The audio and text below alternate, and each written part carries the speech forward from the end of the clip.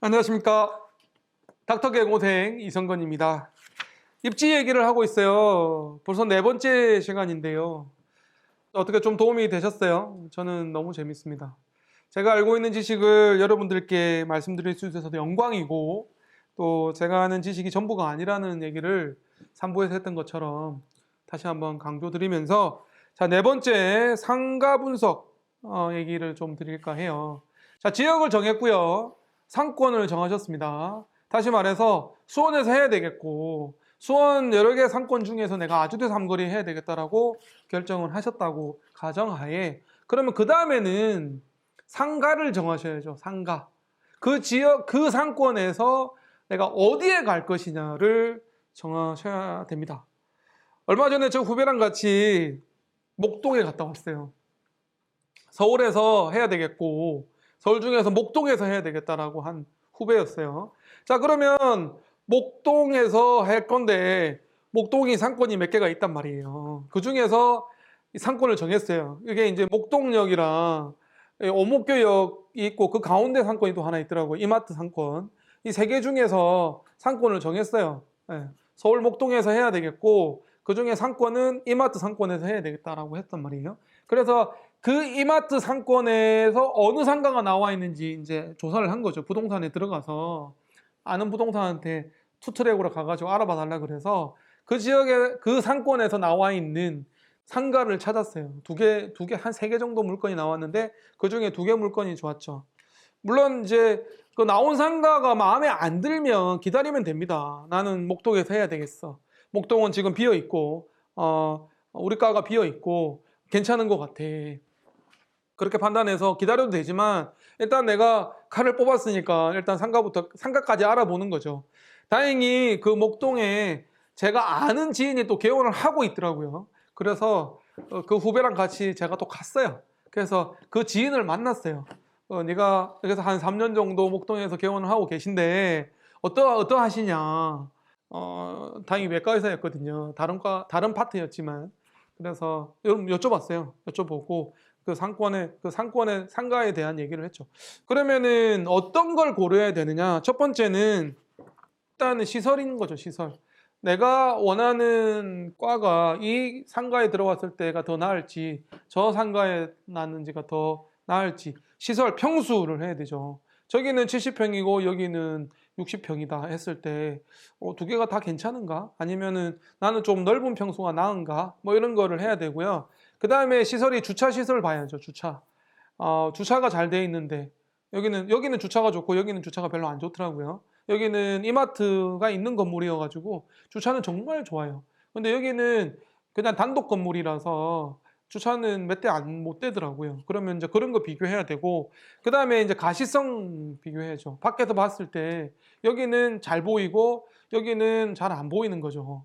뭐 워낙 건물이 커가지고 우리 후배가 들어가는 병원이 뭐 거의 가시성이 없더라고요. 찾아가지 않는 한은. 근데 여기는 지나가다도 보이고 뭐 이런 가시성 이런 것도 있고. 근데 시설적으로는 이런 비교를 해야 됩니다. 시설적으로 어떠냐.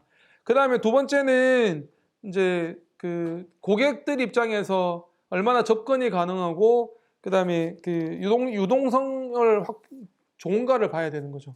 그래서 그 상권이 이렇게 똑같은 상권이라도요, 그 상가는 엄청 유동인구가 많은데 옆에 상가는 거의 유동인구가 없는 데가 있어요. 아주대 삼거리만 해도요, 이게 건물이 몇 개가 있잖아요. 한 20개 정도가 있는데, 마이온 프라자 앞에는 바로 앞에 횡단보도가 있어가지고 엄청 유동인구가 많고 정류소랑 가까워서 접근성이 되게 좋아요.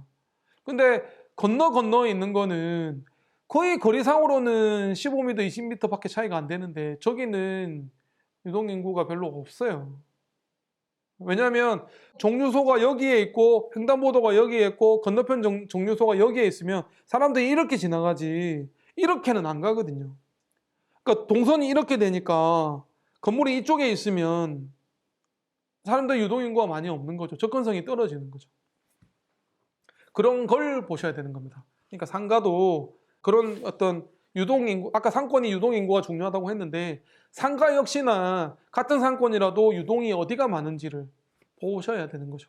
그리고 정류소랑 얼마나 가까우냐, 횡단보도랑 얼마나 가까우냐, 접근성이 얼마나 좋으냐, 엘리베이터가 잘 되고 있느냐, 들어가는데 왠지 건물이 추리하고 뭐 굉장히 낡아 보이고 뭐 건물이 뭐 허름해 보인다 이런 것도 사실은 안 좋거든요.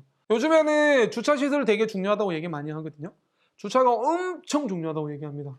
항상 전문가들 맨날 먼저 상가 결정할 때 먼저 맨날 강조하는 게 주차입니다. 주차. 그래서 제 후배하고 같이 목동에 갈 때 제가 전문가를 대동을 했어요. 그 전문가도 여기가 좋다라고 했던 이유 중에 하나가 여기는 주차 시설이 너무 좋다는 거예요. 마이온 프라자도 이 일대에서는 주차 시설, 저희 장편외과가 있는 여기 이 일대에서는 제일 좋거든요. 주차 시설이. 그래도 주차가 부족해요. 그래서 장편외과는 근처에 주차장을 소배를 해서 거기 이용하고 거기 저희가 쿠폰 주차권 드리거든요. 뭐 그렇게 주차 시설이 그만큼 중요하고 요즘에 고객들이 판단할 때 병원을 판단할 때는 특히나 주차는 굉장히 중요하기 때문에 신경을 쓰셔야 되고요. 주차를 극복할 수 있는 거는 원장의 능력입니다. 원장의 능력이 있으시면 모든 게 다 극복이 되고요. 그 다음에는 이제 고려해야 될 거는 가격인 거죠. 가격. 상가 가격입니다. 임대료죠. 임대료. 임대료 중요하고 조건이 중요합니다. 특약 조건 이런 거 있어야 됩니다. 여기서 많이 걸립니다. 여기서 많이 틀어지죠. 브레이크 포인트입니다. 저는 보정동에서 용인에서 개원을 하고 있던 그 상권에 그 상가 주인하고 만나서 안 하기로 했습니다. 전 상가 주인이 마음에 안 들더라고요. 너무 그 가격대에 대해서 진짜 10원도 안 깎아주려고 하고 렌트 프리 기간도 너무 짧게 주고 뭐 조건이 너무 까다롭더라고요. 그래가지고 안 하는 게 낫겠다. 나 진짜 이 임대인하고 계약을 하면 뭐 지금 당장은 이 조건에 계약을 해도 나중에 재계약할 때 엄청 힘들 것 같다. 자, 두 번째, 상가 결정을 할 때 확인할 조건은 무엇이냐? 간판도 생각해야 돼요. 간판 자리가 늦게 들어오거나 그런 뭐 상황이 안 좋으면 간판이 걸 데가 없을 수도 있거든요. 사실 간판이 차지하는 비율도 굉장히 높습니다. 물론 개원하면 간판 보고 오시는 분이 많지는 않지만 마케팅 입장에서 보면 간판 좋은데 간판 입지가 좋아가지고 간판 쫙 뭐 2층에 대문짝만하게 할 수 있다. 그러면 완전히 먹고 들어가는 거거든요. 적어도 뭐 어떤 서울 지역이나 이런 데는 간판을 크게 못 달게 하기 때문에 뭐 그런 제약은 좀 있습니다만 최대한 간판을 좀 노출시킬 수 있는 위치는 확보가 돼야 되는 곳에 선정을 해야 되고요. 그 다음에 이제 엘리베이터 없는 데도 있잖아요. 엘리베이터 낡아가지고 엘리베이터 덜컹거리고 저 계단 올라와야 되면 누가 가겠습니까? 전기 용량 나중에 인테리어 공사하는데 전기 승합을 해야 돼. 그 승합비 다 인테리어 하는 우리가 다 내야 되거든요. 그리고 그런 거 있어요. 편의시설, 장애인 편의시설. 우리 업체가 지난번에 열불나게 막 강조했던 건데 그런 거 있거든요. 병원이 이렇게 건물에 있는데 병원이 몇 개 있어요. 당연히 병원이 되겠지 하고 들어갔단 말이에요. 그런데 그 편의시설 설치 조건이 뭐냐면 그 건물에 병원이 몇 평 이상 될 때는 장애인 편의시설을 갖춰야 된다 이런 게 있는데 하필이면 내가 들어갈 때 그 기본으로 해야 되는 그 조건이 넘었었어요. 그러면 들어가는 사람이 다 해야 돼요. 내가 50평을 쓰는데 그 50평으로 계약했는데 들어가는데 그 건물에 그 장애인 편의시설이 해야 되는 기준이 내 때문에 초과가 되면 내가 50평 쓰는데 그 건물 장애 편의시설을 다 해야 된다니까요. 장애인 화장실 만들어야 되지, 점자 만들어야 되지, 표기해야 되지. 그것만 해도 몇 천만 원 든단 말이에요. 그럼 거기에 들어갈 거예요. 들어가면 안 되죠. 얼마나 좋은 자리길래 내가 한 4천만 원, 5천만 원 쓰고 그거 다 만들어주고 그게 안 돼가지고 계약 파기하는 데도 있고 심지어 2020년 1월부터 근린생활 일종이 해야 되는데 그게 아닌데 뭐 부동산에서 확인도 안 해주는 경우도 있거든요. 왜냐하면 계약만 하면 끝이니까. 그런 부동산도 있다니까요. 그런 부동산 중개인도 있다니까요. 나중에 알고 보니까 일종이 아니야.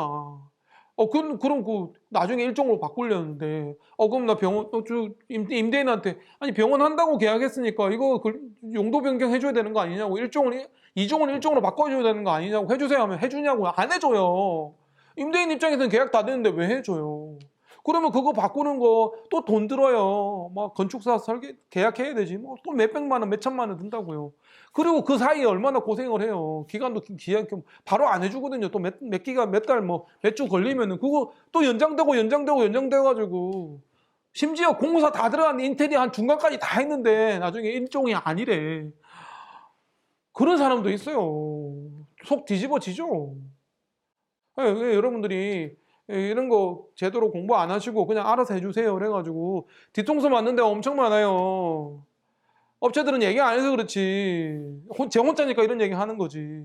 진짜 뒤통수 맞는 경우 엄청 많습니다. 일단 네, 4부 4-1부는 여기까지 정리를 해야 될 것 같습니다. 상가를 계약할 때 체크해야 될 조건들에 대해서 얘기를 했고요. 전문가하고 상의가 필요하다 부분을 다시 한번 강조하겠습니다.